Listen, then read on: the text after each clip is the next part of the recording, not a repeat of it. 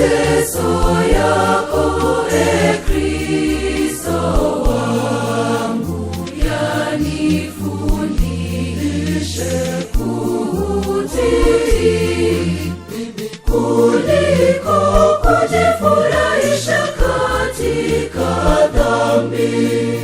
Mateso yako, Kristo wangu, yanifundishe kutii kuliko kujifurahisha katika dhambi.